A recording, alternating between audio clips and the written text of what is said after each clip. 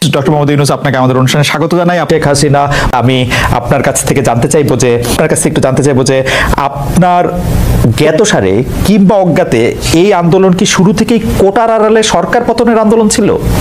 ক্ষমতার লোভ, এই লোভের আগুন বা দেশ বিক্রির মুচলেখা দেওয়ার জন্য অনেকেই তৈরি থাকে। আজকে বাংলাদেশের মানুষের জীবনে সেটাই ঘটেছে।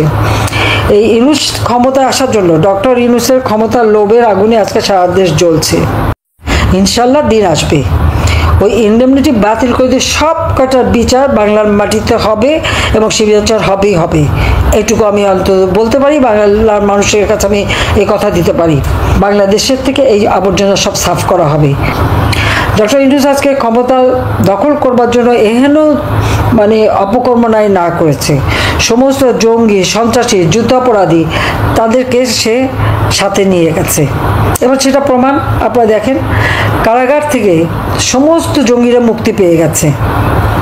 আর যারা ছিনতাই, ডাকাতি এবং মানুষ খুন করছে প্রকাশ্য দিবালোকে, এমনকি পুলিশ যদি তাদের গ্রেপ্তারও করে তার সাথে সাথে তারা ছাড়া পেয়ে যায়। আর কারাগার ভরে গেছে কাদের দিয়ে?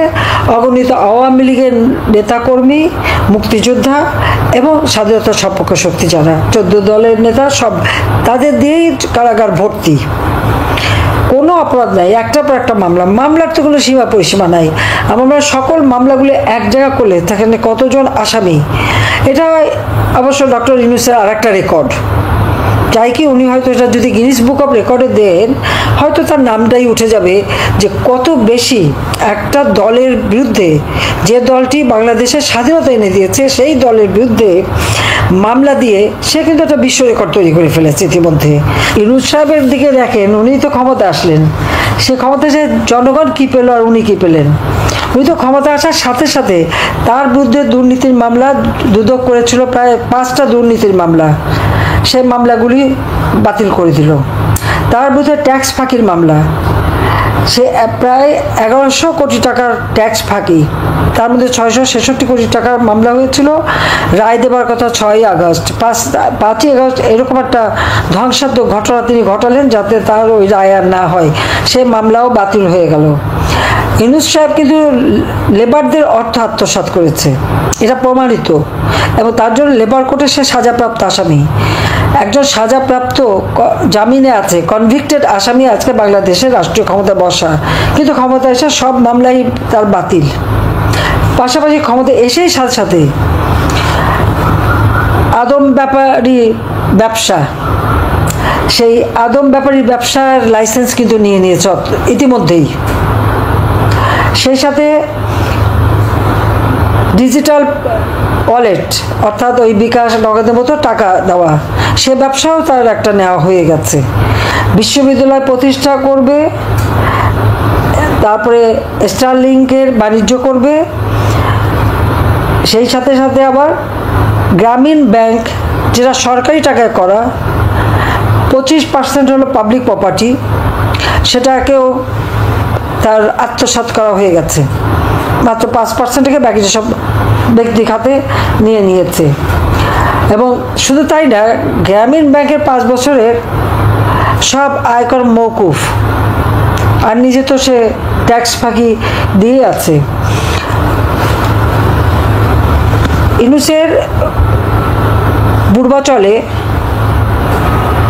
4800 কাঠা জমি নৈসর্গ নামে রিসোর্ট তৈরি করা, এক একটা রুম কোনোটা 3000, কোনোটা 4000 টাকায় ভাড়া দেয়, এবং সেখানে মাঝে মাঝে সে নিজেই যায় চিত্ত বিনোদনের জন্য।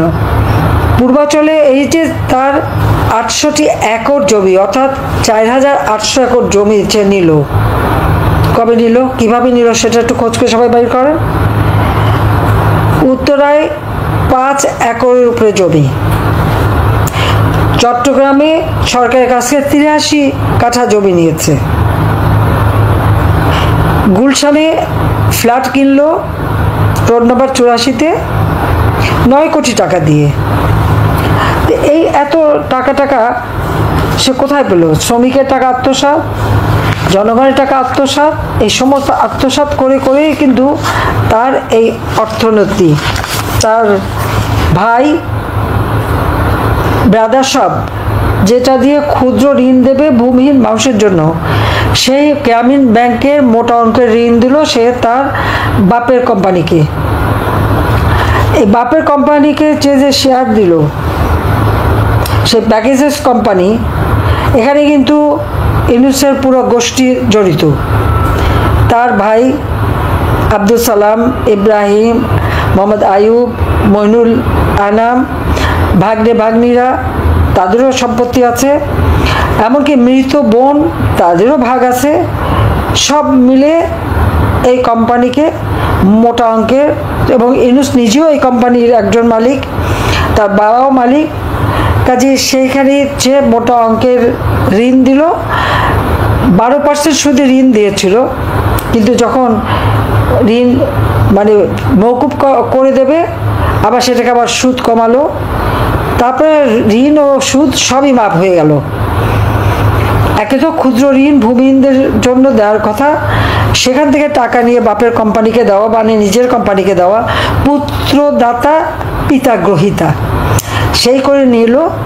আর সে টাকাগুলিও কিন্তু তারপরে মাপই করলো। ইউনূসকে কোনো দিন ডক্টর ইউনূস গ্রামের কোনো ক্ষুদ্র ঋণ গ্রহীতার ঋণ মাপ করেছে, সুদ মাপ করেছে? কোনোদিন করে নাই, কিন্তু তার বাপেরটা করে দিয়েছে, নিজেরটা করেছে, যত নিজের। সেভাবেই সে মানে একে একে কত জিনিস যে দখল করলো, তার কত হিসাব দেব। শুধু তাই না, তার যে ব্যাংকের টাকা রয়েছে বিভিন্ন ব্যাংকে, তার নিজের যে অর্থ, সেই অর্থের হিসাবও তো আমাদের কাছে আছে। 48টা কোম্পানি, প্রত্যেকটা কোম্পানির কাছে সরকার ট্যাক্স পায়, সে কিন্তু কোনো ট্যাক্স এই পর্যন্ত দেয়নি। সমস্ত ট্যাক্সগুলি না দিয়ে ফাঁকি দিয়ে যাচ্ছে একের পর এক। আর নিজের তো standard bank, south east bank, Rupali bank, 118 কোটি টাকা তার সেখানে। এটা 2023 সালের হিসাব। এই টাকা সে কোথায় পেয়েছে, কিভাবে পেয়েছে? তাছাড়া 2001 থেকে 11 হিসাবে 66 কোটি টাকা তার। এটা তো BFIUর তথ্য মতেই কিন্তু এইটা বেরিয়ে এসছে। অন্য একটা অ্যাকাউন্টে 77 কোটি 37 লক্ষ 69 হাজার টাকা।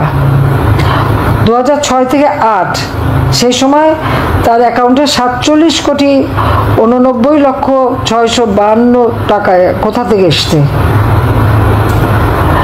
এছাড়াও তার ট্রাভেল ইন্টারন্যাশনাল লিমিটেড, এখানে 11 কোটি 14 লাখ টাকা। তার অ্যাকাউন্ট নাম্বার কিন্তু আছে আমার কাছে, ব্রাঞ্চের নামও আছে। ওখানে আর একটা ব্রাঞ্চেও তার 35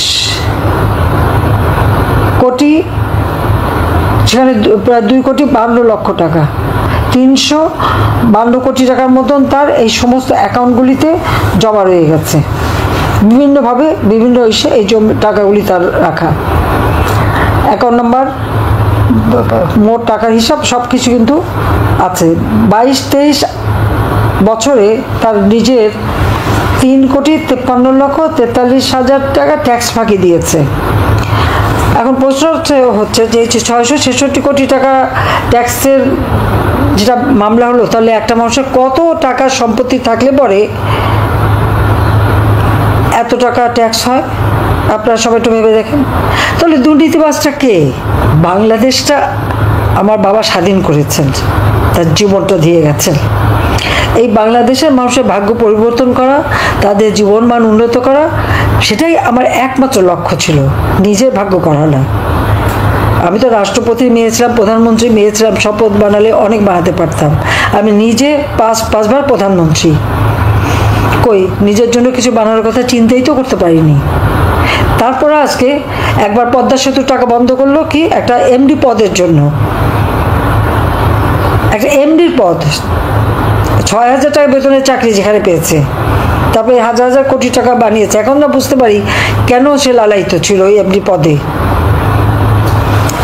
আর সেইখানে পদ্মা সেতু বন্ধ করে দিল টাকা হিলারি ক্লিন্টনকে বলে। চ্যালেঞ্জ দিয়েছিলাম, নিজেরটাকে পদ্মা সেতু করে দেখিয়ে দিলাম। 7ই মার্চের ভাষণে জাতিপিতা যে কথা বলেছেন, কেউ দাবায় রাখতে পারবে না, কেউ দাবায় রাখতে পারেনি। ওখানেই বোধ হয় তার সবথেকে মানে রাগের ব্যাপার, যে চ্যালেঞ্জ দিয়ে বানালাম। সেই জন্যই তো আপনারা দেখেন যে কটা স্থাপনা করেছে সবগুলিতে আগুন দিয়েছে, ভেঙেছে। সে বিটিভি থেকে নিয়ে শুরু করে একে একে, এমনকি জাপান থেকে আধুনিক ময়লা ফেলার যে ট্রাকগুলি নিয়ে আসলাম সেগুলিও আগুন দিয়ে পোড়ালো। এতই জিহান সাঁতার। বাংলাদেশের যত সম্পদ সে নষ্ট করেছে, যত 15ই জুলাই থেকে যত মানুষ হত্যা করেছে আর যত ধ্বংস করেছে, অগ্নিসন্ত্রাস করেছে, সবগুলিকে ইনডেমনিটি দিয়েছে। তবে এই ইনডেমনিটি থাকবে না, ইনশাল্লাহ দিন আসবে। ওই ইনডেমনিটি বাতিল করে দিয়ে সব কটার বিচার বাংলার মাটিতে হবে এবং সে বিচার হবেই হবে। এইটুকু আমি অন্তত বলতে পারি, বাংলার মানুষের কাছে আমি এই কথা দিতে পারি। আল্লাহ যখন বাঁচিয়ে রেখেছেন, কোনোটা কাজ ভালো করার জন্যই তো বাঁচিয়ে রেখেছেন। বাংলাদেশের থেকে এই আবর্জনা সব সাফ করা হবে, বাংলাদেশের মানুষের জীবন মান আবার উন্নত করা হবে, মানুষের জীবনে আবার শান্তি ফিরিয়ে আনা হবে। সেই সাথে সাথে আমাদের মিয়ানমার বর্ডার, আজকে সেখানে সরকারি নিয়ন্ত্রণ নাই। কিন্তু আমি জিজ্ঞাসা করি, আমার দেশের স্বাধীনতা সার্বভৌমত্ব ক্ষুণ্ণ করার অধিকার তাকে কে দিয়েছে? সে কোথা থেকে এই দুঃসাহস পেল? আমি যতদিন আমি ক্ষমতা ছিলাম, আমার প্রত্যেকটা বর্ডার তো সিল করা ছিল, নিরাপদ ছিল। আজকে সেই বর্ডারে নিয়ন্ত্রণ হারালো কিভাবে? একটা রাষ্ট্র চালাতে সম্পূর্ণভাবে ব্যর্থ, স্বাধীনতার সার্বভৌমত্ব রক্ষা করতে ব্যর্থ।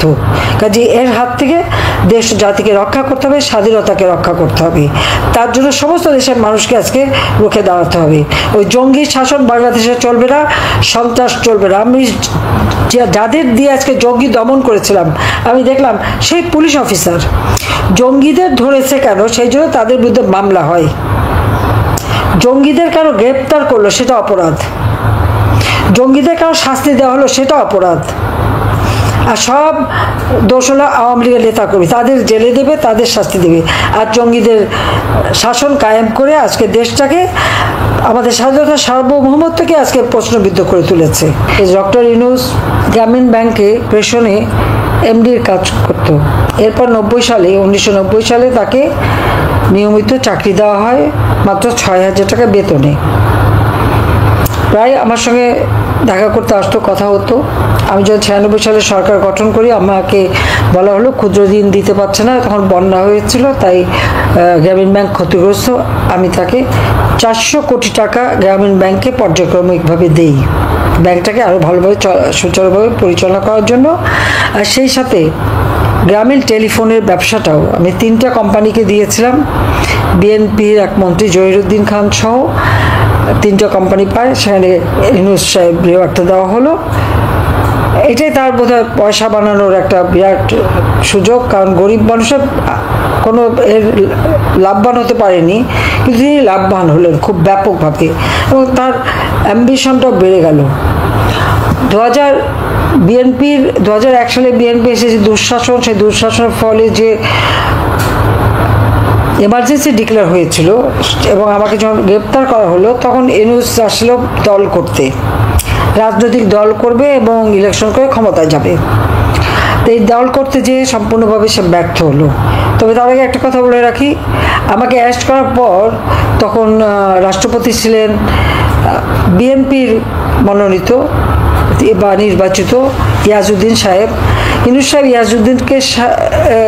ইয়াজউদ্দিন সাহেবকে যে ডক্টর ইউনূস বললেন আমাকে গ্রেপ্তার করেছে, সে খুব খুশি, বাহবা দিল এবং বলল যে আপনি A++ পাবেন। এবং তারপর ওনার দল করার চেষ্টা, এই দল করার চেষ্টায় ব্যর্থ হলেন, আর এই ব্যর্থ হয়ে ফেরত চলে গেলেন। কিন্তু তার আকাঙ্ক্ষা কিন্তু তখনও রয়ে গেছে, কীভাবে ক্ষমতা দখল করবেন। মুশকিল হচ্ছে যে সব দায় দায়িত্ব এই ডক্টর ইউনূসের ক্ষমতার লোভ এবং তার সাথে তার ওই সমন্বয়ক যারা আছে, লম্বা লম্বা কথা বলে, আবার 2 কোটি টাকা খরচ করে ইফতার পার্টি দেয়, বিরাট টাকা খরচ করে পার্টি তৈরি করে।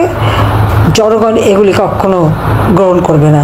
কাজে দেশবাসীকে আজকে রুখে দাঁড়াতে হবে, ঐক্যবদ্ধ হতে হবে, স্বাধীনতা সার্বভৌমত্ব রক্ষা করার জন্য, মানুষের জীবনে শান্তি নিরাপত্তা দেওয়ার জন্য। তার জন্য সবাই ঐক্যবদ্ধ হন, আমি সেই আহ্বানই জানাচ্ছি। সবাইকে ধন্যবাদ। জয় বাংলা, জয় বঙ্গবন্ধু, বাংলাদেশ চিরজীবী হোক।